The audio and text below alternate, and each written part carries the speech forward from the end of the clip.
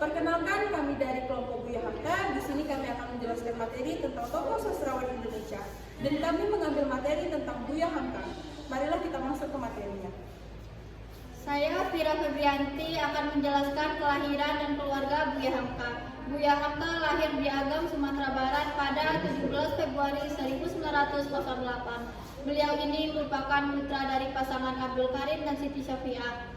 Ketika Buya Hamka berumur 10 tahun, ayahnya membangun sebuah pesantren tawalif di Padang Panjang. Diketahui ayahnya juga menjadi tokoh ulama terkemuka dari Minangkabau.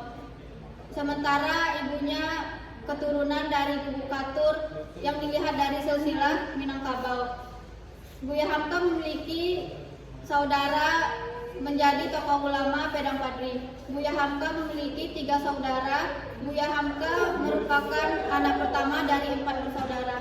Ketiga adik-adiknya bernama Abdul Kudus, Asma, dan Sid Abdul Muti. Perkenalkan, saya Miss Rizkia Angga. Di sini saya akan menjelaskan materi bab 2, yaitu pendidikan Buya Hamka. Buya Hamka pernah bersekolah dasar di sekolah Belanda, yaitu Volkschool pada tahun 1914 di Desa Maninjau, Sumatera Barat. Namun tak berselang lama, Buya Hamka menghentikan pendidikan sekolah dasarnya dan melanjutkan pendidikan di Sirau. Buya Hamka seringkali belajar secara otodidak dan melakukan pengembaraan. Pada usia 16 tahun, ia merantau ke Jawa dan memperdalam ilmunya di pondok pesantren di sana. Dan ia sempat melakukan pengembaraan di beberapa negara seperti Indonesia, Malaysia, dan Arab Saudi. Ia sempat melakukan ibadah haji. Dan di saat dia melakukan ibadah haji, ia memperdalam ilmu agamanya dengan ulama besar di Mekah sana. Dengan latar belakang pendidikan Buya Hamka seperti itu, ada motivasi terbesarnya, yaitu ayahnya sendiri, Abdul Karim. Pendidikan Buya Hamka menjadikannya sebagai ulama besar dan tokoh sastrawan Indonesia. Sekian. Saya Zaskia Balkis. Di sini saya akan menceritakan tentang pekerjaan Buya Hamka. Buya Hamka memulai karirnya dengan belajar di sekolah agama dan mulai meneruskan cerita pendek pada tahun 1920. Pada tahun 1930, ia memulai menerbitkan novel pertamanya, yaitu yang berjudul Di Bawah Lindungan Ka'bah, yang kemudian menjadi karyanya paling terkenal. Pada tahun 1940, ia mulai memasuki kemerdekaan Indonesia dengan menjadi guru pendidik. Lalu pada tahun 1950, ia memulai karirnya menjadi Menteri Agama Indonesia.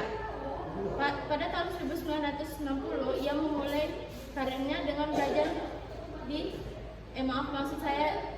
menjadi Ketua MUI Indonesia. Sekian dari saya. Saya Muhammad Dimas Effendi akan menjelaskan tentang karya Buya Hamka. Buya Hamka dikenal sebagai penulis produktif dengan puluhan karya dalam bentuk novel, esai, dan buku. Novel yang paling terkenal yaitu Tenggelamnya Kapal Padrewitz dan Di Bawah Lindungan Ka'bah, mencerminkan kepekaan sosial dan nilai-nilai keislaman. Karya-karyanya yang lain yaitu ada novel Sisa Baria, diterbitkan pada tahun 1928. Tenggelamnya Kapal Padrewitz diterbitkan pada tahun 1938. Dan Di Bawah Lindungan Ka'bah diterbitkan pada tahun 1938. Puisi Hanya Hati diterbitkan pada tahun 1939. Hati Sanubari diterbitkan pada tahun 1941. Dan Biar Sakit Badanku Kini diterbitkan pada tahun 1982. Esai dan non-fiksi Falsafah Hidup diterbitkan pada tahun 1941.